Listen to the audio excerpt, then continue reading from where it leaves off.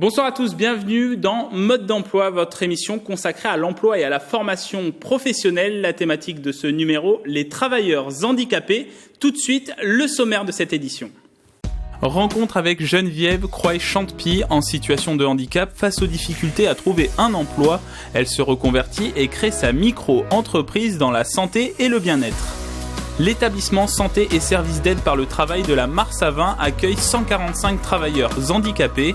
Plusieurs activités professionnelles adaptées au handicap, découverte de la structure. Enfin, retour sur la Job Academy Handicap organisée par Faciveline au sein du site SKF France de Montigny-le-Bretonneux. 13 travailleurs handicapés accompagnés par 13 collaborateurs de l'entreprise. Et commençons ce magazine par un témoignage. Geneviève Croix-Chantepie a été reconnue travailleur handicapé. Suite à cela, elle a décidé de créer son entreprise. Nous sommes allés la rencontrer. Les images sont signées Patrick Jacques de Dixmude.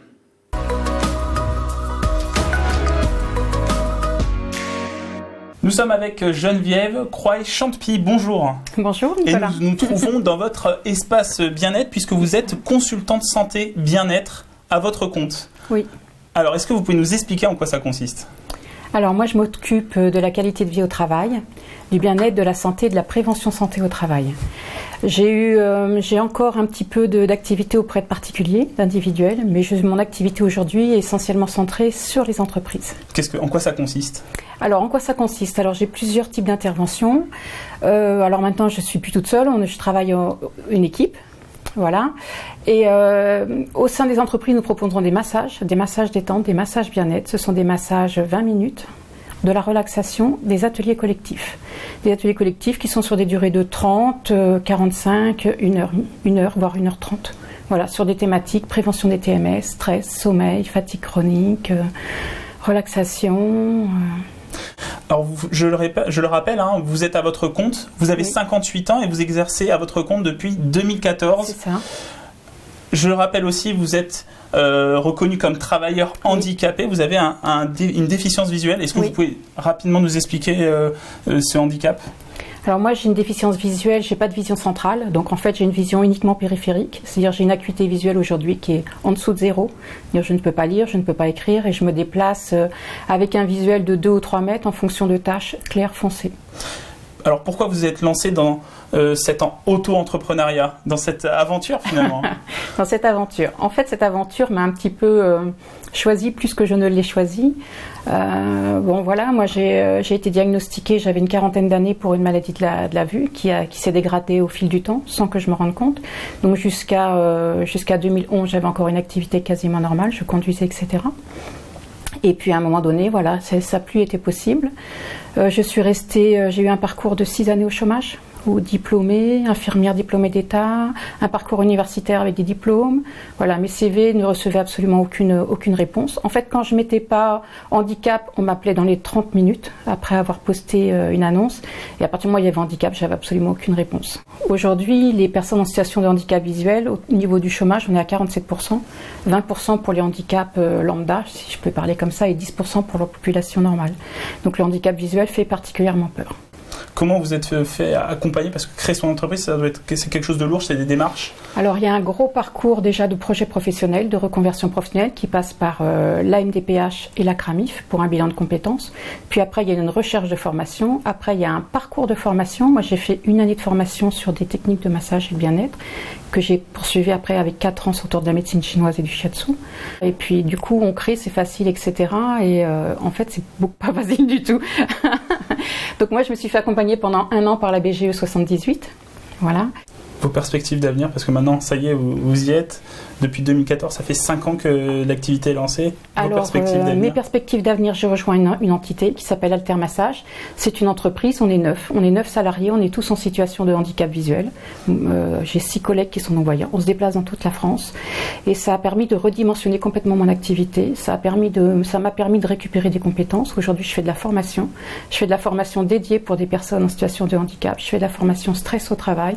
Voilà, ça m'a permis de récupérer une multitude de compétences et de projets qui ont été à un moment donné arrêtés dans mon parcours et du coup c'est une belle suite pour moi et c'est le relais idéal quoi. Geneviève Croix-Chantepie, merci beaucoup pour votre témoignage. Merci beaucoup à vous.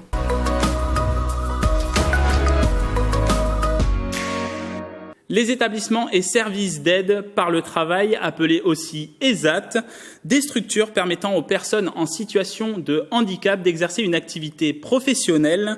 Dans les Yvelines, 21 sites accueillent près de 2000 personnes. Nous sommes allés dans l'ESAT situé à Trappes. Regardez ce reportage.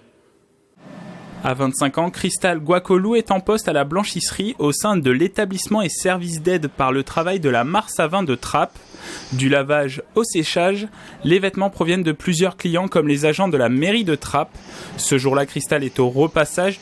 Depuis 2013, elle se professionnalise sur ce métier. Je vais faire une VAE, une validation des compétences. C'est un métier que j'aime bien et que j'ai envie de progresser, comme faire un stage en milieu ordinaire aussi. De son côté, Andreas Lucas, 33 ans, travaille au pôle sous-traitance. Aujourd'hui, il scotche des cadres sur des photos vendues ensuite dans des musées. Mais son projet professionnel, c'est l'informatique. J'avais plein de stages mis dans la maintenance informatique. Alors, je veux évoluer dans le milieu de l'informatique et de la maintenance. Les ESAT de Trappes accueillent 145 travailleurs en situation de handicap. Ils ont des postes adaptés dans 4 pôles d'activité, blanchisserie, sous-traitance, espace vert et restauration. Un accompagnement au quotidien par 40 professionnels, dont 25 moniteurs d'atelier. L'objectif de notre établissement, c'est de contribuer à leur pleine inclusion sociale, comme n'importe quel citoyen, en ayant la possibilité de travailler et donc d'avoir une rémunération et d'être autonome de ce point de vue-là, et également un accompagnement médico-social. Le vendredi 27 septembre prochain, les ESAT de la Mars à Vin organisent une journée portes ouvertes, l'occasion d'une cérémonie de remise des médailles d'honneur au travail pour 30 travailleurs de cet établissement. Favoriser l'accès à l'emploi à travers un système de parrainage, c'est l'une des activités de FACE Yvelines. En collaboration avec le groupe SKF implanté à Montigny-le-Bretonneux, le club d'entreprise yvelinois a organisé une Job Academy sur le handicap d'avril à juillet 2019. Le principe, durant 4 mois, 13 personnes reconnues travailleurs handicapés accompagnées par 13 collaborateurs de SKF. L'heure est au bilan. Nous sommes allés les rencontrer sur le site de SKF. Regardez.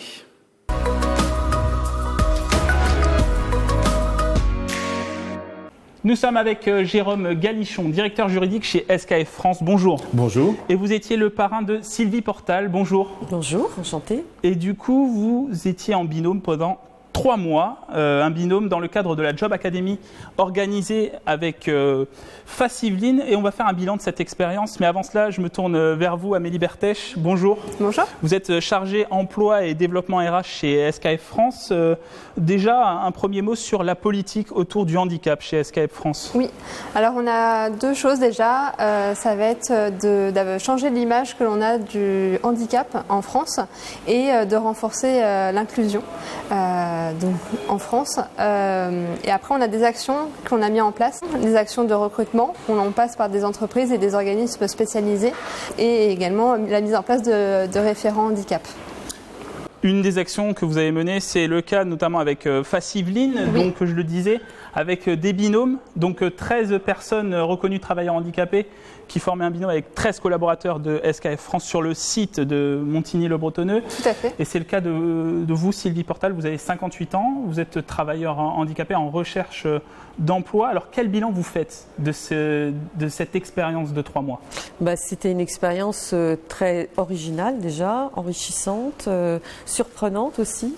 Déjà, c'est par l'accueil de l'entreprise SKF. Moi, j'ai été très touchée par leur volonté à s'investir auprès de nous, au travers des ateliers, au travers de l'accueil, au travers du parrain, voilà, parce que j'ai rencontré Jérôme, qui est une belle personne. Merci. Et qui m'a quand même bien soutenue durant ces 3 mois, et on a avancé pas à pas, mais à chaque fois qu'on s'est vu, il y avait un objectif mon objectif à moi, c'était de faire un CV 1 page, ce qui était quand même mieux à 58 ans que 2 pages, donc ça a été un objectif réussi, difficile. Un challenge. Voilà, un challenge. Elle m'a fait confiance et elle m'a raconté tout ce qu'elle avait vécu, quel était son passé, quelle était sa vision de ce qu'elle voulait faire. Ensuite, on en a discuté. Et puis ensuite, ce sont des étapes. Petit à petit, on chemine ensemble et vraiment ensemble parce que très gentiment, Sylvie vient de dire ce que je lui ai apporté moi, mais elle m'a apporté plein de choses également.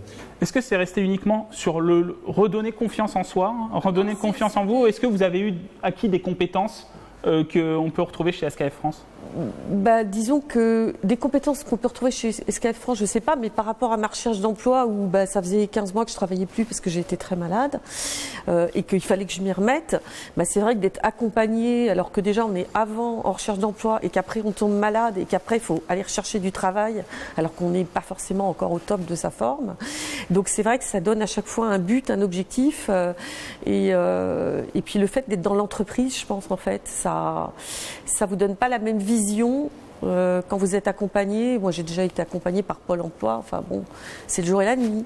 Amélie Berthèche, finalement, le but de cette initiative, c'était vraiment pas de recruter, de trouver de nouveaux collaborateurs à embaucher chez SKF France, mais c'était plutôt remettre, disons, le pied à l'étrier chez des travailleurs comme Sylvie qui avaient peut-être perdu cette confiance, qui avaient peut-être perdu cette envie. Oui, tout à fait. Nous, il y avait cette sensibilisation de nos collaborateurs au handicap et in fine aussi les filleuls, développer l'estime de soi, leur donner goût en l'entreprise aussi pour certaines personnes qui n'avaient pas travaillé depuis de très longues années. Sylvie Portal, le mot de la fin avec vous.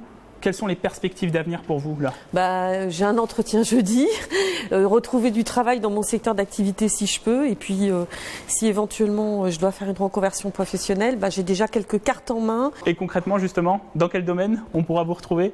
Je ne sais pas encore, éventuellement je vais penser à la gestion de patrimoine alors que je viens du medical device, donc c'est deux choses très différentes.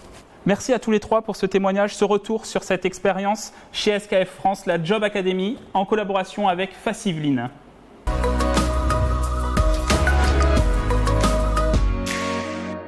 « 8% des 10 841 demandeurs d'emploi sans activité sur Saint-Quentin en Yvelines ont le statut de travailleurs handicapés à la fin de l'année 2018, soit un peu plus de 800 personnes.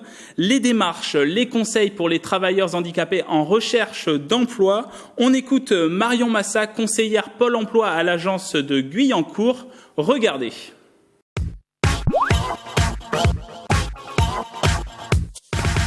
Les dispositifs d'aide, l'accompagnement qu'il peut avoir sur Cap Emploi qui aide au maintien dans l'emploi, la GFIP qui peut subventionner des aménagements ou des aides dans une entreprise. Après, on a des journées de sensibilisation des entreprises. On a un forum recrutement pendant la semaine du handicap qui est Handi Recrutement avec la mairie de Montigny-le-Bretonneux et le Cap Emploi. On a des journées européennes sur le handicap du HODEC qu'on a fait cette année, qui existe depuis 4 ans. Et après, on a au niveau du bassin de Saint-Quentin-en-Yvelines beaucoup d'associations, d'organismes de formation dédiés aux personnes handicapées.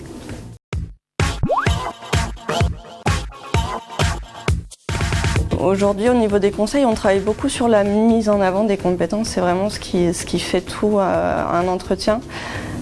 Aujourd'hui, ce qui fait que les personnes sont recrutées. Il faut qu'on sache dès le début s'il va y avoir des accompagnements au poste de travail, des aménagements. Si on ne le sait pas, ça risque d'être compliqué pour nous et d'avoir des refus de la part des entreprises parce qu'on n'était pas au fait de toute la situation. C'est la fin de cette émission. Merci de nous avoir suivis. Vous pouvez revoir cette émission en replay sur notre site internet ou sur l'application mobile TV78. À bientôt pour de nouvelles découvertes et nouvelles opportunités d'emploi sur TV78.